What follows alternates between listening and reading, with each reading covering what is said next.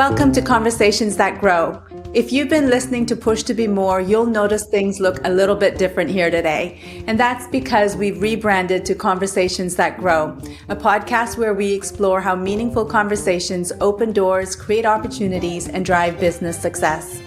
It's fascinating to me just how a single conversation can change the course of someone's life or business. And when you start to notice those moments, you realize just how powerful the right conversation at the right time can be. And that's why I wanted to shift the focus of the podcast to dig into the stories, the insights, and pivotal moments where conversations made a real difference.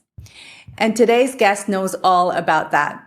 So meet Dr. Ken Gembel. Ken has built and transformed businesses from the ground up, leading everything from high-performance manufacturing operations to game-changing startups. As the founder of Luck Unlimited, which stands for Laboring Under Complete Knowledge, he's proving that success isn't random. Ken, you've had such a fascinating journey leading businesses, building systems, mentoring others, and even launching an apparel brand. But behind every big shift, there's usually a conversation or series of conversations that change the way we see things, whether in business, leadership, or life in general.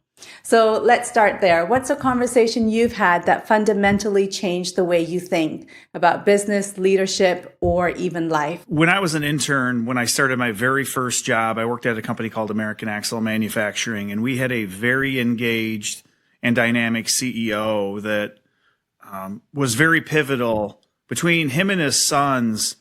And early on in my career, you know, when you go through college, so when you mentioned that I have a PhD, I got a PhD in industrial engineering, and I have a master's in manufacturing engineering and undergrad in metallurgical and materials engineering. And when I was younger, you really don't know what you want to do with your career. When I met that Richard E. Dowk and I met his sons, really changed what I realized I could do with my life. And so there was a specific conversation that we had at the end of my internship, though, with him, where he was asking me very pointed questions about a very big and important project within the company.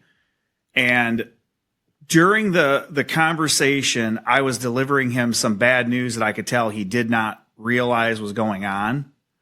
And it didn't get volatile, but I could tell by the way he was taking notes, and I could just read it. I mean, a little bit I was kind of, I don't want to say scared inside, but I could tell. I was like, man, am I going to get in trouble for this conversation?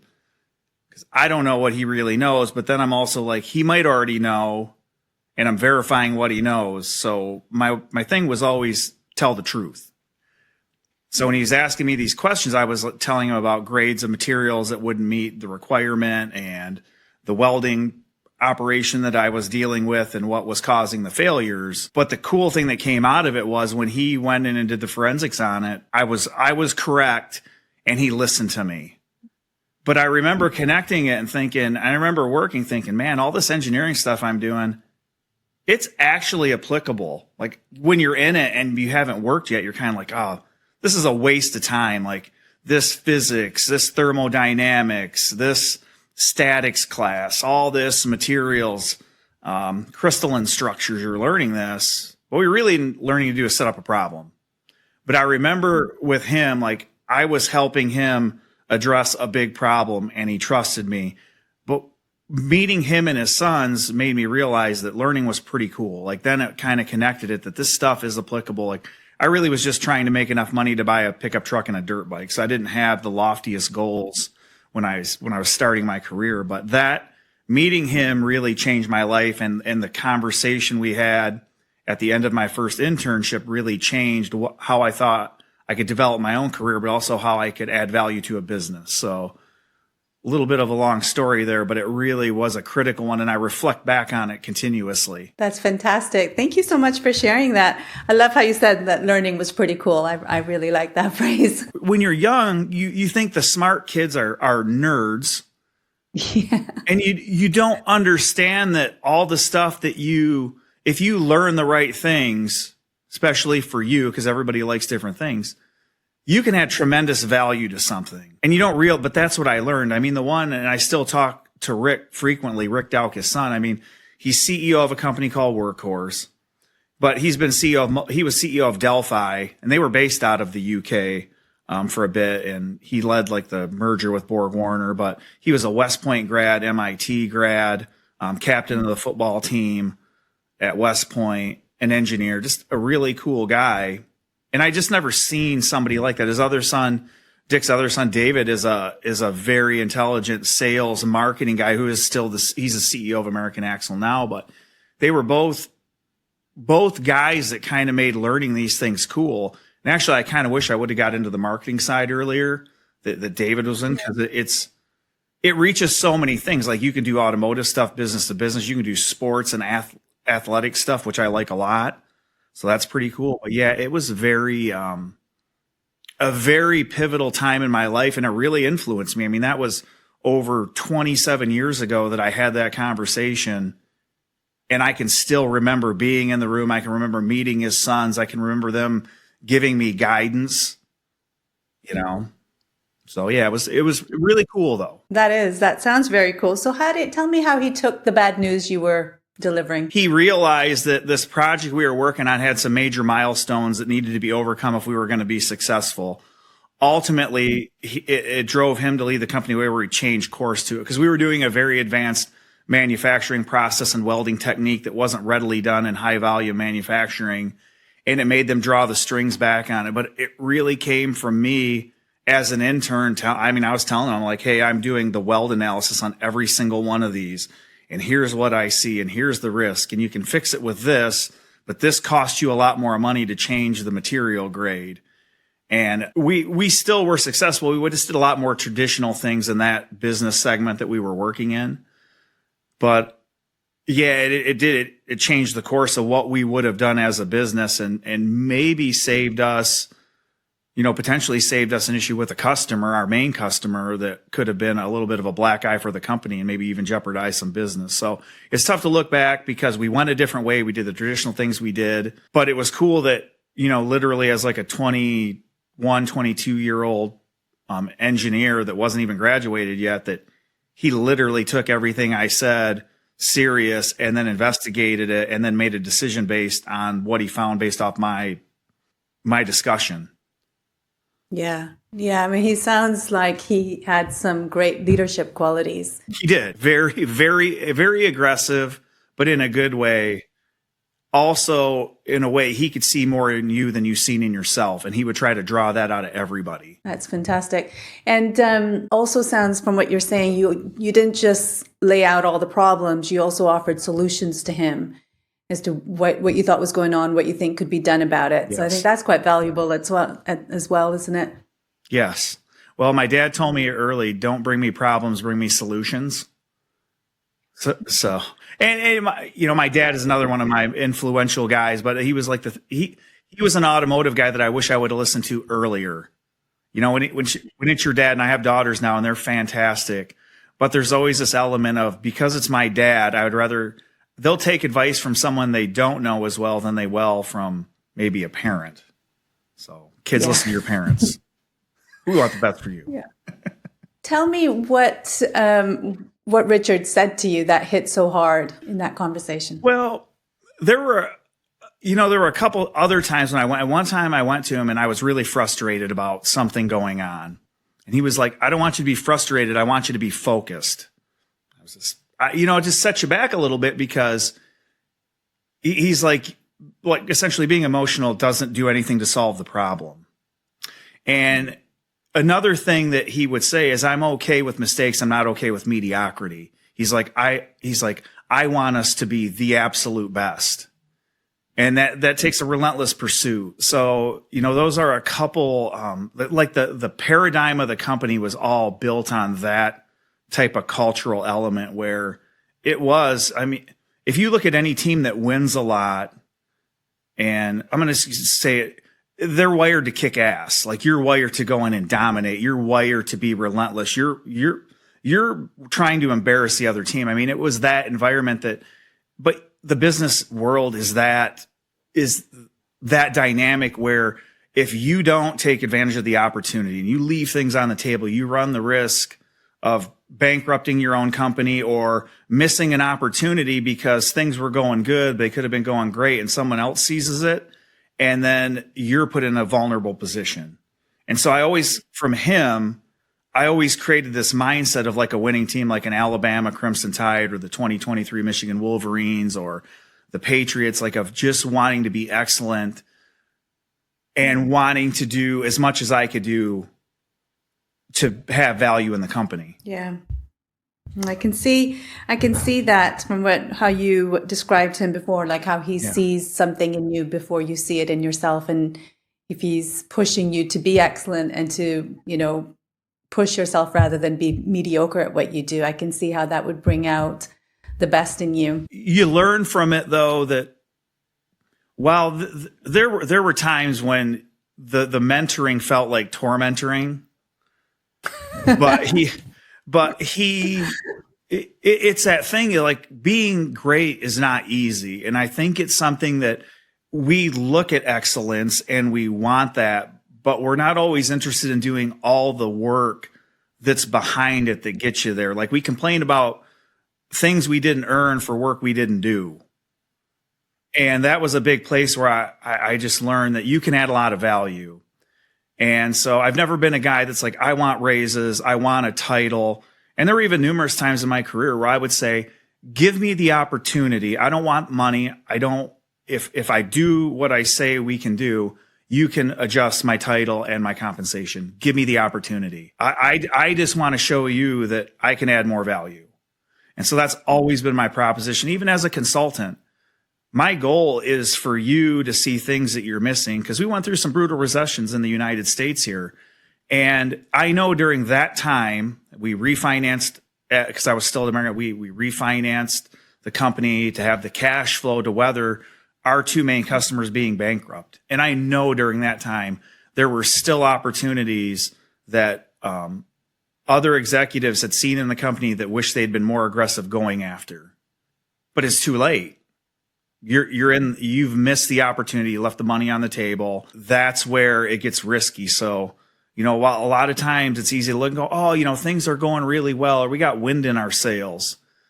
You really need to be super engaged in the business that you're in so that you're prepared to weather any type of storm. And that's I look back at those things and seeing a lot of companies go bankrupt, and we didn't, because we were very aggressive out in the front of it. We could have been there's always hindsight's 2020, but we were always very aggressive. We were always very passionate.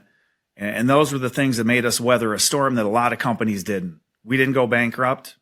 We had 3 months with almost no revenue back in the 2009 timeframe. So that American Axle time period was very beneficial, that I made that decision to go there and be developed as a young professional. Right. So Ken, you've said a couple times about how you really wanted to add value to something more so than being compensated and so on and so forth. I'm wondering, did that mindset come out of that conversation that Richard had with you, or was it something that developed over time after observing him and seeing how he does things and how he runs his business? You always compare yourself to others, no matter what. Even when you try not to, you're like, I'm just doing what I need to do that I think is the right thing for me. But I would watch other guys go to human resources and be like, if you don't give me this, I'm going to leave. If you don't do this, I'm going to leave. And I just remember seeing that and thinking those guys look like whiners and they're not really adding value. I would let them go. But I always thought, I'm not going to do that. I'm going to earn my way. I'm going to do things that are different. And honestly, I'm not an academic. Like, I can do academic research. There's elements I do like of looking into things, but I'm really not a guy that likes to work I'm better in a team atmosphere, a lot better. And I like aligning people into a vision. So that's kind of my approach. Maybe it was from my dad. My dad would interview for opportunities because he stayed his whole career at General Motors. And he was all but dissertation of a PhD. So I just tried to do things that would separate myself so that people would want to give me an opportunity, because they knew that I would do things that were more difficult than other people. And I wouldn't complain about it. I tried to be a solution, not a problem. And so, when people, sometimes though, people look at you, and that can be a form of intimidation though, because they're like, well, this guy, they don't understand what you do. They see what you get, Yeah. I mean, even the PhD, like everybody would like to be called doctor, but they didn't see the 12 years I spent working on that while I was working, raising 2 kids, moving internationally, changing companies. Like Wow. like I lost a lot of personal time. I sacrificed a lot of personal time to have that. That's interesting. So, can you also said that this conversation that you had with Richard was very impactful and pivotal in your life. What else changed then because of that conversation? What impact did it have going forward on your work and on your life? I didn't really understand leadership as much back then. So I originally thought I was going to come in as a metallurgical engineer, go into a lab, work on advanced welding processes, and either do some lab work, set up the new systems for operation. But it honestly made me think, you know what? I don't necessarily want to be an engineer. Like, I want to learn the business end of it. So it put me in, I volunteered to go into some supervision roles where I was supervising intercity workforce, off shift, second shift, third shift, launching new manufacturing lines. So it made me want to focus more on the leadership side, because then I could see it relates to that team element that, sometimes the sum of your team is greater when you align them properly. It's almost exponential when you start getting the synergies of the team working together. And I got more intrigued by that. I really started my PhD I was going to do on transformational leadership, but I didn't really want to do qualitative work. I wanted to make my work more quantitative. So, because if you send a summary to anybody, they're going to tell you they're doing things if you got a Likert scale, it's a 1 to a 5, they're going to tell you they're on the high end of it. Whatever it is. In my experience, because I would see people I work with send it back, and I'm like, yeah, there is no way you're a 5. So I didn't want, because that skews the data too, and it makes it more complicated. So I wanted things that were a little more data driven and scientific. So that's how I changed my thing. But I really am intrigued by the leadership side, because it makes a huge difference. And when you jump on LinkedIn and all people do is talk about leadership, and everybody wants to be a leadership consultant, that made me want to go. So then I was negotiating with unions, addressing people not working properly, and kind of like the cultural things that you maybe learn about United States auto working unions. And while I am saying there are some bad things, I would say of like the UAW, they're 90% phenomenal people. And that 90% will literally, when you share information with them, talk to them, listen to their problems, find solutions, they're fantastic. But there is 5 to 10% of them that require that 80% of your time, like the 80-20 rule. There's not 20% that are bad. It's more that there's 10% that are phenomenal. That 10%, if you give them what they need and you don't shove additional work on them, bring the 80% up to the high end. If you focus on the bad people and you give them your attention, that 80% also thinks, yeah, I don't want any part of that game because Ken is riding the hell out of me. But they see it. They're like, yeah, I mean, Brown's not doing his job. So you don't do your job. Ken gives you a lot of focus. I think we'll go this way. So, my approach got very aggressive at addressing the bottom performing people, very supportive of the high performing people, and turning the middle people into higher, wanting them to perform better because it made things easier for them. What kind of impact did you see then? When I look back at my Facebook account, my personal, I still have people from when I was a supervisor back in 1998 on my account. I have really good people that we still stay in touch. We exchange funny memes, or, 30 years later, there've been quite a few people that we worked with that passed away that were really good people. They're sure like, hey, so-and-so passed away, and, just some memories about them. So it kind of keeps a lot of things in the past connected. And I'm a big person on that because I drive a lot. I was just telling you over the weekend for my kids, but in those drives, I try to stay connected to the people that I consider important or influenced me or that I just enjoyed. Yeah, no, that's very cool. I'm really intrigued to know how you did the qualitative piece for your PhD. So I focused on making a maturity model. So my PhD I developed a structured methodology for tailoring and deploying lean manufacturing systems. what I learned is I would see a lot of CEOs and stuff come in, and everything was on a 5 scale, like 1 to 5. And they're like, I want our lean systems to be a 5. Well, 5 is super mature. But I also seen a lot of times in there, people would only dress their facility up and really adhere to the systems right before, like an operations review or an audit. I learned that there's a discipline element to lean manufacturing. And it's a lot with athletics. Like, great athletes are unbelievably disciplined and committed, and they're willing to sacrifice where they're at right now for what they will be in the future, knowing that that's what they want. They're not worried about, having dessert tonight. They're not worried about a movie tonight. They're worried about, I want to be on the U of M hockey team in 4 years, or I want to be a professional motocross racer. And so for that, I need to do this element of training. I have this much of a gap. The quantitative side of it, what I did was I created a maturity model where I looked at how difficult it was to do a deployment based on where they were at from a discipline to numerous systems within a business that relate to lean manufacturing. So I kind of created a maturity model that leveraged a difficulty multiplier based off how disciplined your business runs.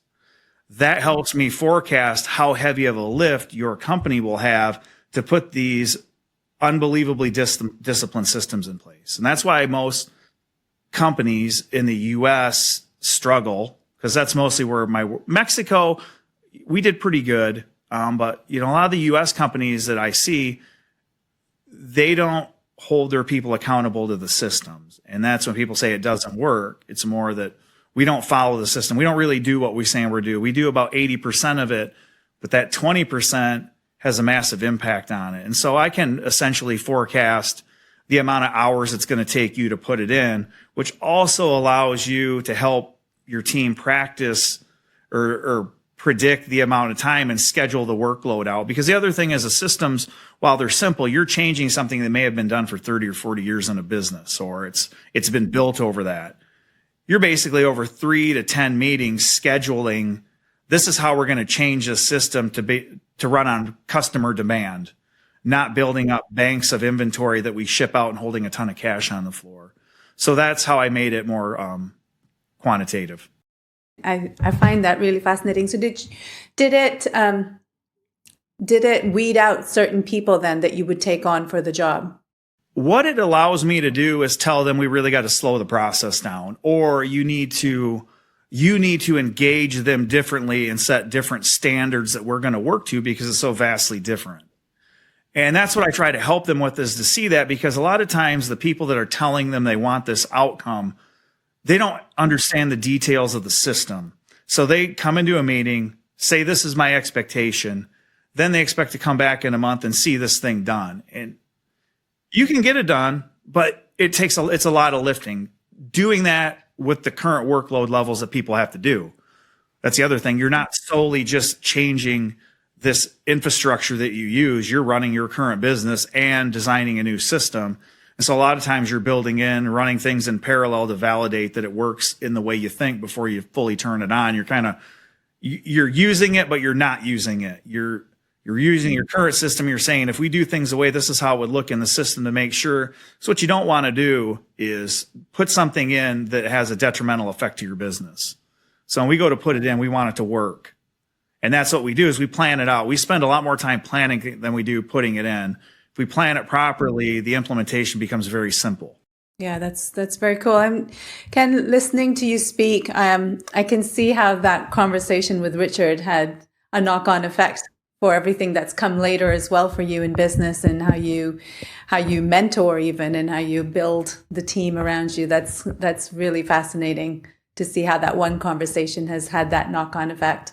Well, thank you. You mentioned your dad as well. He had an influential role. I'd love to know more about that. Yeah, both my parents, my mom stayed at home, which, was very beneficial to have that. My dad worked, but he got drafted in Vietnam. It was funny that we're talking about this right now. Not funny, actually, but there was a video that came up of the Vietnam draft, and his date was number 8 pulled on the board. So he's 18. They're watching it on TV. They're like, all right, here's the draft sequence. This date, this date, this date. Number 8 was my dad's date. And I can't. So he had started going to college. I don't know. I actually don't know what he wanted to do when he started college. But he went to Vietnam and then he came back. But when he came back, he started working at General Motors and started working on the line, using their tuition assistance, and just picked away at getting a degree. He became an environmental engineer. He ran GM's environmental engineering group, and then he did a master's, and he was all but dissertation of his PhD while he was working. So I just learned that working hard will create your success. Honestly, the name of my company, the Laboring Under Complete Knowledge acronym, was from my dad. He was going for a meeting. He was going for an interview. And I remember I maybe was like an 8th grader or a freshman in high school. And he says, hey, I'm headed to work. Because he would leave. He would get up and leave at like 4:30, 5 o'clock in the morning. And he'd always say bye. And I was like, hey, good luck on the interview. And he's like, I've been laboring under complete knowledge. I made my luck. And I just thought, it just stuck with me. Like, I can remember that. Yeah. And so when I had to create my own business and essentially made a corporation, I was like, you know what? I'm going to name it Laboring Under Complete Knowledge. So, people look at luck as you getting something with an outside force or unknown entity creating what you get. We want to flip that, and we want to change the paradigm to where if you look at laboring stands for doing hard things. Under is a state. So it's a state of doing hard things with the clear comprehension of actions that lead to success.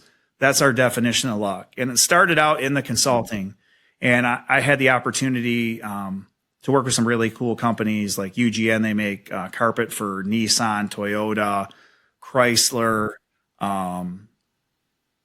Joe Gibbs Racing, a private equity called Point West Capital, Exalta, the paint company, and it makes some tremendous influence. And it's a great paradigm for people to realize when we're going through stuff, because I always tell people, like, the changes we're going to make are very simple at face value, but they're going to take your team a lot of commitment, and they're going to be a lot harder because it's change. And a lot of times people might not enjoy their job. So now you're changing something you already don't really enjoy that much. I enjoy the change. I enjoy the difficult situation. So I really do. Like, I love trying to work through conflict, because I'll go into situations and people are telling me every reason that we can't change something, even when the outcome they currently have is bad. They're expediting $3 million a year because they're missing shipments. And they're telling me that they're good, they got it. And you're like, well, if we look at the information, you've been expediting for 6 months already at $350,000 a month. So what have you changed from the start till now? And you get the look, like the crickets look.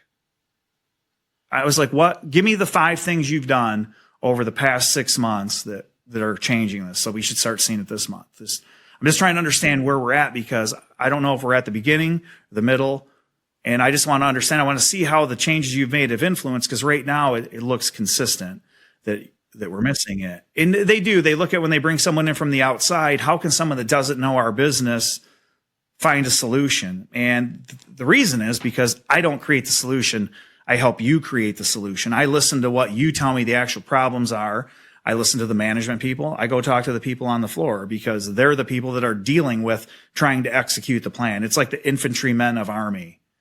And so I never give a direction to the leadership without knowing what the people on the floor are going to have to work through, because they're the ones that actually have to do it. And I also like to incorporate them into the decision-making process, because if they know the problem and they tell you the solution and you do the solution, I guarantee they're going to do it. But it's tough to do that and bringing a third party and sometimes help break the barrier down, because when someone's been there for 20 years and they come in and they're like, oh, we want to fix this now, you get we've been doing this.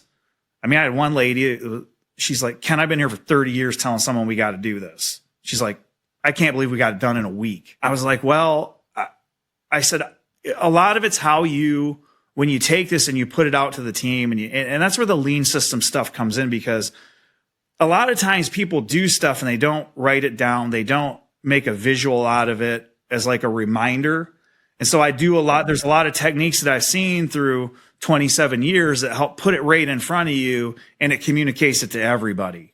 So everybody knows we're doing it. So when we're doing it, I don't want one person to not understand what the objective or goal is of the company. I want everybody to know it and everybody to go in that direction. So we make it very explicit, and we put it in places so everybody knows. So if we walk the floor and I'm like, hey, did you happen to see the board? They go, yeah, we're working on this. That's the mess. Yeah. Do you agree with it? Yes. Okay, we're good.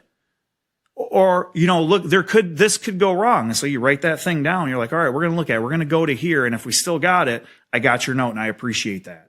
But guess what? You got another board that you're writing down the action of the guy or the lady, and it's a big tool that makes them realize, like, man, I talk to somebody and they listen. It's amazing how much that works. Yeah, that's a gift, because you don't usually find people like that. Well, I mean, like you, I want the solution to be simple. And the simplest way is to listen to people telling you what the problem is and that they know how to fix it. Like it is. Like I believe that through all the problem solving I've done, I can figure out any problem. But I've also figured out that the people that deal with the problem help me figure it out. So instead of me having to muscle through it and be like, Ken is a wizard that can figure anything out, I just really like talking to people and I like helping people. And so while my blend is a bit aggressive, because like I want us to get the solution, it's also a very servant type leadership style that it's aimed to help the people. I want people to go home at the end of the day and when they're having dinner with their family, go, today was phenomenal. Like we fixed this problem, and be excited about it. And like, I can't wait to go on tomorrow because we're going to fix these other things. And that's what it's missing in a lot of manufacturing right now, because the sexy part of business is mergers, acquisitions, all this administrative office stuff that media likes. They don't like to talk about improving overall equipment effectiveness from 80% to 83%, even though that can make millions of dollars of additional sales. It can reduce scrap costs. Like there's all these things that impact stock pricing and that out of that work. So they don't focus on it, or they didn't ever really come up through that. So they're very intimidated going into that world, because some of the people there can be a little gruffer, a little bit, a little more difficult when they've dealt with problems for a while. So you can influence it a lot. Yeah. Yeah. No, this is fantastic. As you were talking to, the word that was coming to my mind was servant leadership as well. And it's so evident in how you conduct your business and how you come alongside people. And I think listening to what you said about Richard and your dad, you're mirroring the leadership that you've been given. Well, I'll give some some high level leaders have been like, Ken, your presence is intimidating. And I'm like, passion can be construed as intimidating. Like I'm not yelling at people. It's never that. It's about like, let's get the solution. Like, why do we have to wait? That's another thing. Like, yeah, we'll get it in 2 weeks. Well, why can't we get it this weekend? We had one thing that we improved in a business. We literally put fans on, and you could turn a switch off and on. And they're like, we're going to do this in a month. I'm like, 5% of the defects coming through the system right now are bad. So 5% of everything you make goes to scrap. Very different process. I'm like, we can't wait. No one in the room should suggest that we wait. Why is it going to take that long? Why can't we get the 3 fans today? I mean, it was literally less than $2,000 a part. That was making millions of dollars of productivity improvement.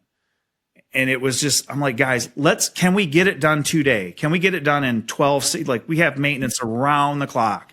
What do we got to do to put a plan in place to get it done? And there is times where you have to challenge people, because it's like, yeah, we'll get it. Okay, so do you want to lose 5% today, and 5% tomorrow, and 5% on Wednesday and Thursday and Friday? And you're running 7 days a week. So you're losing 5% on those days too. And literally, we could turn the defect on. We put a light switch. turn the fans on, the defect goes away. It would blow the smoke and stuff out of a dryer, turn it off, defect comes back immediately. But that was one of those things you're like, we can't wait. We have to do it today. This is simple. It's simpler than you think. And they did it. That's the beauty of it. They did it. They turned it on, and it is tough though, because it was change, right? Now people have to turn the switch off and on, and they're a little bit like, well, I don't want to have to do that. Well, that's the best solution, and it immediately changes it. And we can literally turn the defect off and on right now. And so, people, I think, in life miss a lot of passion. Like, I am a very passionate person. Like, I want to love whatever I'm doing, whether it's helping a business, whether it's racing dirt. Like, I love racing dirt, but I love riding dirt bikes. I don't race too much anymore just because it takes like a full day. I love going out and riding, though. I love how it challenges my ability to get uncomfortable. Because whether if you haven't jumped a jump, or you see someone go through a corner faster, and you're like you see stuff and you're like, I didn't even know you could do it that fast. Because when you're doing it, even if you look slow, in your mind, you're doing it as fast as it can possibly be done. So the beauty of it is, like, when you see a pro and you're just like, I can't even fathom how they do that. And I had a friend that was a top level pro. You go ride with him, and he would do something so much better, like coming through a corner and pick a unique line.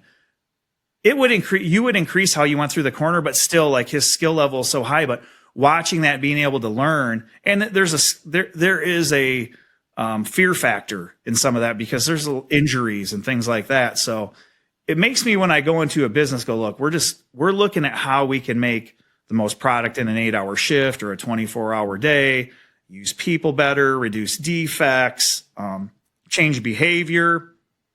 No one's going to get hurt today. And so the things that make me passionate, because I like to snowboard, I like to wakeboard, that all have a little bit of that element too. So when I go into stuff, like, I look at it through that lens, like, we're not going to get hurt today. We just got to be really intensely focused today. Part of what we do, and it kind of goes to the apparel brand, is I want people not only to have a better professional life, I want them to have a better personal life. And everything that we do in the business and making a business better will make your life personally better. And so it relates to both. And when I say go home, I want them to go home and go, oh, you know what? I'm going to work on this because I can be better at this, or I love doing this, and get the most out of every day of your life. Yeah, it's very intertwined, isn't it? Well, some people say I work to live. I like to live. So I'm trying to do everything I do that I enjoy it. And I do look at it. I mean, it's honestly there's a company I'm talking to now, and I'm like, one of the elements that we're missing here is, when your people learn how to do this, they have a new skill. That new skill should be put on a resume. I know your thought is, I don't want these guys to leave. And I said, a lot of problems in a lot of companies are, some people don't have a way to leave. Like, they're stuck there. And so you really don't get your best people. I like to learn how to build people. And if they leave, they leave. We've given them an opportunity. But I also know that when we find another person, we can run them through the training process, and they're going to be equally as good, and they're going to develop new skills. I don't want people to feel that they're stuck in a job for 30 years. I want them to think that they are doing things that will better their life. And hopefully it's a better job, better income, better relationship with their wife, being a better parent, better athlete. Any way that we do, it's to add value to all aspects. I love that. Ken, you mentioned, I just want to go back real quick to this. You said, when you said to your dad, good luck, and he said, I already have all the laboring under complete knowledge. Yeah. I've got that down. And you said that it stuck with you. Why is that? I like things that are, I don't know, cool maybe. Being in motocross, there's kind of an imagery of it. I wouldn't say that I was a punk when I was younger, but I really didn't appreciate education. I didn't see the true value in it. And I wish I would have listened to him earlier. The hindsight's 2020. But I always I would hear people mention, oh, that guy got lucky and this guy. And in the back of my mind, I always started thinking, yeah, that guy's worked real hard. Like his luck came from the effort that he put in that you couldn't see. But in my mind, and that's where I connected to my buddy. His name was Brian Swink. he was a 2-time 125 Supercross champion, rode for Team Suzuki. He was pro circuit Hondas. It's Kawasaki now, but at that time it was Honda. He was their first champion, won their first race in Supercross. I remember seeing him when I was young and thinking, oh, Brian was born with this ability to ride a dirt bike super fast and be fearless. As I got older and got to know him, I realized that, oh, he rode enough that he had to put 125 clutches in his bike last summer. I used one. He's riding a lot more. He's going through 5 gallons of gas at least a day. Can of 5 gallons lasts me like a week, at least, if that. And I started connecting it to that acronym my dad said. And I was like, man, all these motocross racers, they work super hard. And I was even traveling when podcasting first started coming on. I was traveling with a sales guy, and he's like, Ken, these motocross guys are nuts. He's like, they have surgeries like they're getting their teeth cleaned because they want it so bad. They work through the pain. They work through the injury because their goal is to be the top professional motocross racer in the world. And so they're sacrificing that comfort, even some of their health. Like, it's almost contradictory what they're doing to try to be that athlete, getting rods put in their leg or getting a shoulder plated and coming back in 3-4 weeks when they're still hurting. It still hurts, and working through it. And I think, but a lot of times motocross racers don't connect that sacrifice and the discipline that makes them good to business when they get out of it, and they struggle a little bit. So that's part of the reason why you see in the background our apparel webpage scrolling, and you see the motocross stuff is I've started working with some professional athletes, a lot more amateur athletes, because the window to be a top pro is very small. So in that, I want them to know that, hey, try to be the best racer you can be. For some reason, in the end, it doesn't work out. All the things that are making you really good and really fast will make you really good in some profession that you do. And so that they can be all in on that thing that they're doing and know when it's done, they just got to shift their all in to something different. But they've already really learned. They've got a journeyman's type of skill set from the athletics they've done. And I think hockey's another great one. We were at a hockey game this weekend for a playoff game for our town as a fantastic hockey team. And they were going to the state finals in the upcoming weekend. And I was sitting with a guy that I lift weights with a lot. And he's like, man, hockey is a combat sport. We're sitting in row 1 and you're just seeing the checks and the hits and the falling down and getting back up. And it's such a great relationship to life, taking the hits, getting back up, pushing through it, instead of being broken, trying to break the thing that's trying to break you. And so I like talking to teams. I like the young people that are chasing this, because if that's what you love, go for it. When you're done going for it, you're going to have learned things, whether it's through yourself, talking to me, other people, that you can do something different in the future. And that's what we try to build. I mean, that's what the Luck brand is built on, trying to achieve the things. And I don't hate big companies. I just think sometimes large corporations can stifle creativity. So I try to inspire these younger people to take that adversity that you learn. And if you like hockey, well, you don't have to be an engineer. You can go market in hockey. I've met a lot of people that have had injuries that just prevented them from getting to a point where they would be a professional at some point. But it's like, you can still do the things you're doing, and you can help and participate in that. It's a multi-billion-dollar industry. Hunting and fishing recreationally is a $149 billion a year industry. I talk to a lot of kids that hunt and fish, and I'm like, you can totally make a career in hunting and fishing. No one's just ever told you that, because they told you got to go be a doctor, that you have to be an engineer. Look, I got a PhD in engineering, and I think if you're going to get a degree, there's not a better degree to get to prepare you for solving problems, adding value to a business. But these industries need committed, disciplined, and competent people to get into it. And so that's what I help them see. I got a career day in a couple weeks I'm doing that.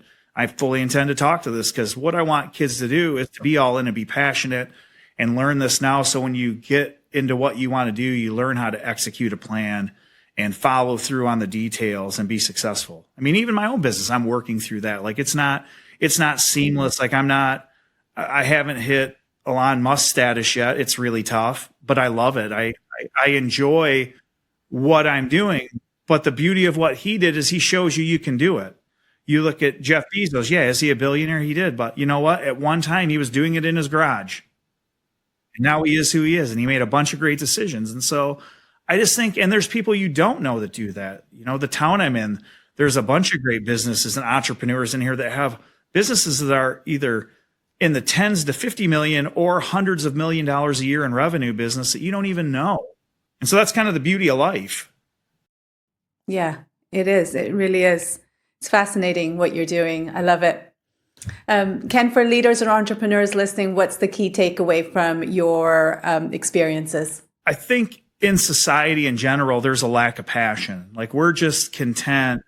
We're content with being a spectator versus being a participant. And it's even dangerous for me because the easiest thing for me to do would be like, you know what? I'm going to go just work in a company and I'm going to get a sizable income, bonuses, long-term incentive, company cars. But I also know that I wouldn't really be happy. I would be doing it for the check. As much as I can convince myself to be passionate and do a great job, I wouldn't get the fulfillment I'm doing now. And that's where I hope the apparel brand, we really grow this into an international business that's inspiring people globally and that it becomes an anchor. It anchors them to something that will get them through when things get tough. And so, but I think the first thing is find something that you're passionate about, that you like. When you can't do it, it makes it. I like to do the things I think that make me a better person. Find the thing that makes you a better person and go all in on it, you know, and be passionate about it. Live it. Surround yourself with people that live it. Push other people. Don't be intimidated by other people that are good. There is an infinite amount of success out there. It's not limited. So everybody can be successful, you know, and I believe that. I think that, you know, a lot of times people try to hold people back. I mean, I see it in companies when they're interviewing people that I'll watch someone bring someone in that is not the best candidate because they feel it's not a threat to them. I will 100% hire someone that I think is better in a space than I am. I have a guy that anytime I go into somewhere like full time, I bring the guy. He's the best guy I know. I'm pretty detailed. He is unbelievably detail oriented. And, you know, I try to hire people that push me to be better and that challenge my thinking. Like I've done enough that where I can look at stuff and bring up good data, but I like people that know their space really good. And then all of us are trying to lift the weight. And so I think the couple things an entrepreneur is find what you're passionate about, find the absolute best people to surround yourself with. And then don't be intimidated by people that are great. Learn from it. I was just listening to I think he was the 99 or 2000 national champion, but he was also a 3-time world champion. And he came over to the U.S., I believe it was in 1995. And he was a couple years later, he was on the team with the best supercross racer ever. His name's Jeremy McGrath. And he's like, I wanted that guy to teach me everything he knew. This is a world champion, right? Coming to the U.S., it's the strongest market and the most prestigious. It's called the National and U.S. Supercross Championship. He was humble enough to go, I mean, he's pretty good on a bike, right? To go, teach me everything you know and not be intimidated by him and hide from him. He's like, iron sharpens iron. And he's 100% right, but it's not a mindset. It's easy to get intimidated by someone being good versus saying, you know what? They are awesome and I'm going to learn from them. I'm going to humble myself and I'm going to go talk to them. And I think that's the other thing is in that perspective, I'll ask anybody. One, I like to compliment people, but two, I'm not afraid to say someone does something better than I do. And I think in that entrepreneurship, you have to realize that people well know things. Different people that even work for you will know certain things better than you. You got to humble yourself a little bit and listen, but it goes back to being passionate, surrounding yourself with great people and not being intimidated by great people. I love that. Thank you, Ken. This has been such an insightful conversation. Thank you for sharing your journey and your experience with us. Well, I appreciate you having me on, and I enjoy having these conversations. So thank you very much. Ken, before we wrap up, where can our listeners connect with you and learn more about Luck Unlimited? Our Instagram is at Luck Unlimited Apparel for the apparel brand, and there's Luck Unlimited. Either one of them, you can get me or you will get someone on the team on the apparel side. But everything will get filtered back to me. I'm super engaged with it. Another thing that we're doing is my youngest daughter, Lexi, started a podcast called Luck It with Lexi, where she is interviewing up and coming athletes that are in rural or areas that just don't get the exposure of the big suburbs. So if you know someone that's working super hard that could use a little exposure, DM us. You'll either get me or Lexi. My oldest daughter, Lily, also helps work with it. She is a fantastic anthem singer, but it's a great way to showcase people. And that's what we're trying to do, is give people a platform to get them out there and get them recognized and chase down that goal and succeed. Yeah. Like we want to be the platform that people come back to and say, I seen John Karowski talk about being on a football team that he won one game in high school and now he's playing collegiate football. Or the girl from Alpena that sung the anthem and figure skated is on the University of Michigan synchro team that was traveling to Detroit multiple times a week to get lessons and sacrificing a lot of things and getting good grades to get into the school. And so we want to be the platform because we see a lot of kids hustling out there and a lot of people hustling. And that's what we want the brand to be tied to, is that thing that gives you the discipline to stay with what you're doing, because it's impossible to really do it by yourself. So we're trying to create that network of people through the social media platforms and through the people involved with it that help you on the journey. That's fantastic. I love how you've instilled the same values in your daughters. But yeah, for those tuning in, you'll find all the links and details in the description. We'll make sure they're all there. And that's it for today's episode. Ken, thanks again for your time and for sharing your story and your wisdom. It's been great. Thank you very much. I appreciate being on, and everybody have a great week. And to our listeners, thanks for joining us. If you enjoyed this conversation, subscribe for more and more conversations that open doors, create opportunities, and shape the way we think. From Ken and from me, thanks for listening. I'll see you next time.